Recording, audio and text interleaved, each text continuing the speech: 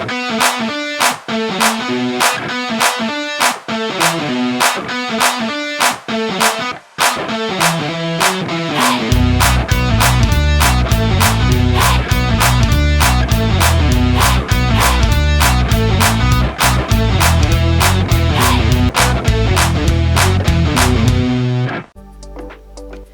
Ransom was a musculoskeletal specialist based in Colchester. Coming from a medical background, she ran her own clinic for over 25 years. During this time, her patients encouraged her to write a book. Carrie has dedicated it to all the children of the world. Her aim is to highlight the actions we do that cause problems and be able to pass on that knowledge to their children. It might surprise you to hear about a 2020 report that revealed that musculoskeletal conditions account for approximately 30% of GP appointments in England. Treatments from physiotherapists and other supporting healthcare providers were estimated to cost the NHS £4.76 billion each year. A fraction of this cost could go into bringing Carrie's healthy actions into schools. Help the children of tomorrow become the healthier generation of adults in the future. If I only knew then what I know now, I would have done the actions so differently. I used to work in and for the NHS, so I know full well how they work, and they work by treating the symptom and not the cause, and this has been the major problem, and that was the reason why I planned the book the way I did, because I want to identify the problem and treat the symptom and find the cause. We really need to know what a habit is. Now, according to the powers that be, research says that a habit is an action that is performed on a regular basis for either 1,000 repetitions or between 3 and 6 months. So anything that you do, so it could be cleaning your teeth, making a cup of tea, any of those things, walking to work, getting in and out of a bath, getting in and out of bed, even getting in and out of a car, washing up, getting dressed, bending over, gardening. They're just too numerous to mention, but majority of them are in the book. They are habits because you do them on a regular basis. So if you're going to do them correctly, because if you do them wrong, you are going to end up with problems. That's for sure. So if we can take that as a red thing, that habits can be learned, and we know that because we see that children copy what we do, and that becomes their habit, and habits can be passed on. If they can be learned, they can also be unlearned. And this is why my book is called Break Your Bad Habits Before Your Aches and Pains Break You. A very long-winded title, but it does say what it does on the tin. And so therefore, if you can break the bad habit that you have by identifying that habit and then reinstill the new one, then you've got a good chance of maintaining a decent later life future for you and a better quality of life. If you've ever watched a 2-year-old getting dressed, they always, first of all, sit on the floor, and then we come along and we make them, before they've even actually learned to walk properly, never mind run or be able to stand and balance, we then get them to lift one leg up to put our pants on, and then another leg up and balance. And you just think, well, it doesn't make sense. Because unfortunately that carries on. I remember doing it to my daughter, and I remember my mother sort of doing it to my younger brother and sister. And at the time, you just copy what they do, which is fine. But then when I'm looking around, I looked at the children's play area, and they're all sitting down doing that because it's easier for them. They don't have to wobble, they don't fall. And this is the problem. As you get older, your balance goes because you're losing the use of certain muscles because you've been doing habits wrongly all your life, and it loses the use of certain muscles. And these groups of muscles are what we need to keep our balance. So it's vital that people sit down. It's so simple. If you sit down, you cannot fall from a sitting position. So anything from the waist downwards, whether it be tights or trousers or skirts or shoes or socks, anything from the waist down, just sit down and put them on. It's so simple. I wanted to know why we in the Western world tend to have so many more back problems. I did a lot of research in the East, Far East, so Japan, China, Thailand. It suddenly dawned on me that not only was their diet different, they were doing activities because there was no NHS there. So they had to look after themselves. They had no choice but to keep themselves maintained and help others. My guide took me in Shanghai Park, and it was 9 o'clock on a Sunday morning, and it was absolutely heaving. There were people doing fan dances, people doing Tai Chi, and I remember seeing these people. Now, they were all standing in a circle, kicking this flat-end shuttlecock, whatever it's called. So they were only using their feet to kick it with, and nothing else. So their balance was exquisite. And then I saw another chap who was knitting, and he was in the squat position. And I'm thinking, well, I asked how old he was, 92. But I asked him if he would stand up, and he just literally pushed himself straight up. And I realised then the importance of these front thighs, which we call in the trade the quadriceps. But they are so, so important. And I took that back, and that is the basis really for my book. Basically, when we're formed, we're a head and a tail. And from that head, you've got the most intricate computer in the world, and that's obviously the human brain. Let's have a look at what grows from the tail. So you've got the neck, the shoulders, the arms, the hands, and all the intricate digits. And then you've got the torso, housing the most vital of organs. Then you've got the pelvis, and you've got the legs, and you've got the feet with all the digits. So the head is just the brain and a few sticky outy things, but the spine is everything else. Doesn't it compute that if you have a problem which is not direct or indirect trauma, that means if something's hit it or you've hit something, then it has to be coming from the spine. Okay, so every vertebrae that we have in our back is a separate joint, and they represent every part of our body because they have the corresponding nerves that feed it. So if we get damage that we can't say, we woke up and, oh, I've got a stiff neck and I woke up with that this morning, or I don't know what's wrong with my leg, I haven't done anything that I know of, my knee hurts. 9 times out of 10, you've done something that's irritated the spine, that's irritated the nerve pathway, and that nerve pathway is where you're feeling the ache or the pain. And that's the reason why my book is so intent on protecting the spine. And if you protect the spine, you then protect the aches and pains that go with it.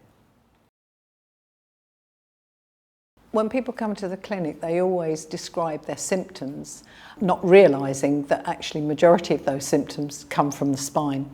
And they could range anything from headaches, migraine, trigeminal nerve, neuralgia, even palsy I've had from there, which has been a blocked nerve. You've got RSI, you've got carpal tunnel symptoms, and then if you go lower down, for people who sit at desks particularly all the time and have bad posture, it tends to pull from between the shoulder blades, and those vertebrae there represent obviously the midsection of the upper body, and they could complain of things like stomach problems, reflux esophagitis, and I've even had one supposedly suffering from angina, and it was actually a vertebrae that was misaligned. Once that was corrected, the symptoms disappeared, which is actually quite bad, really, when you think that you're playing with someone's heart by giving them tablets when they don't need it. As the symptoms go down and you're creating things like IBS, and I've had people with menstrual problems that just same thing, vertebrae go out. And of course, when you get down to the lower side, You've got the lower 3 vertebrae at the bottom, and they represent the lower half of you. So you could have anything from hip problems to knee problems, and of course they are the most complaints that I get in clinic because we bend wrong, and as a consequence to that they wear out, and these are the ones that are most affected. I think most people today are computer orientated, and so the most important thing for them to realise is even though they have correct desks and chairs, it doesn't mean that they're going to sit at them properly.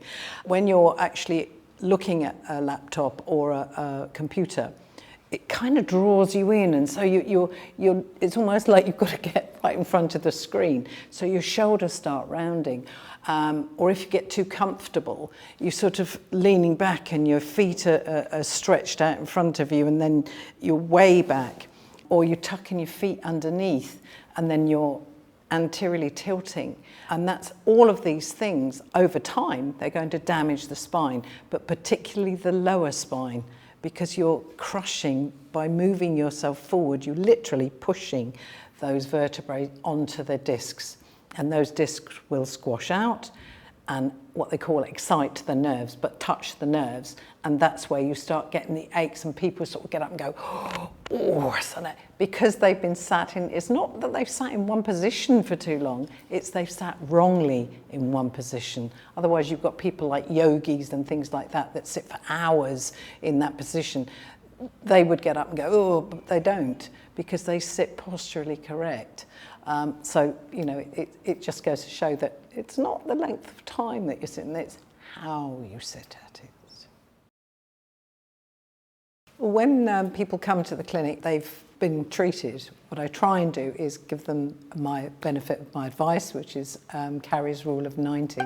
Basically what this is trying to keep the body's balance so that the front half is balancing with the back half. When you're sitting down, you sit in a chair which is 90 degrees. So you sit 90 degrees to it, so your head's not forward and it's not leaning back or whatever. So you are 90 degrees, so the balance of the muscles is equal.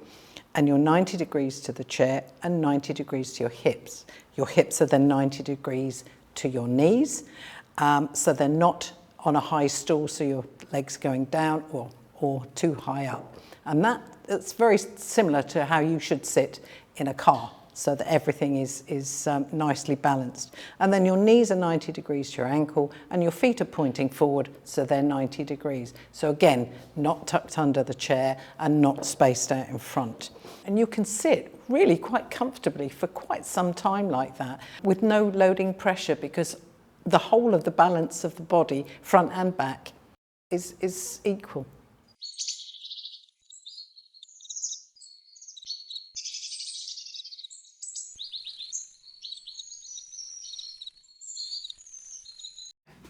So when I was younger, probably around 7 or 8, I used to have this bad habit where I used to walk on my tiptoes. And at the same time I was running, so I was running for Colchester and Tendering, and obviously like school and stuff as well. So my mum had told me that Carrie was going to be like leaving the NHS to set up her own practice. I think my mum had contacted Carrie, and Carrie said like, come bring her around and I'll take a look. And I just remember Carrie saying to me, like, if you keep walking like this, it's going to shorten your Achilles, then it's going to inhibit your running, and also it's going to make your lordosis worse in your lower back as well. So from then, which is like, I think every week or weekend, we were doing something where I was just like learning to re-walk again with my heels down on the floor, strengthening my quads and my glutes. We do like exercise in our front room to strengthen everything, and then massage and stuff as well, my back, just to loosen off my back muscles. With everything that Carrie taught me about how to engage my hips, and again like working on my lower back, making sure it's more supple, more flexible. I managed to run faster, jump further, and then make Olympic teams and stuff like that. So then when I did leave Colchester to move to London to a coach down there and I started lifting weights, I knew I could recall back what Carrie had taught me to do to protect my back, my lower back. Even up until now, I still remember what she's taught me to do, and just to protect my spine. And and then also give that to the clients that I train now as a personal trainer, and to help them to protect their backs as well.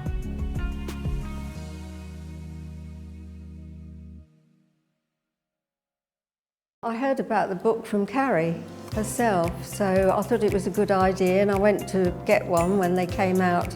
Ideally, I would have liked to have had it much earlier in life. I'm still making progress with it even now, because I'm 81 now. And my legs, the bonus, they are so much stronger, so I'm walking better as well. I feel that you've given me permission to put my trousers on sitting down, because I wasn't doing that before. I came to Carrie because I had severe pain in my back. I think it was about over 15 years ago.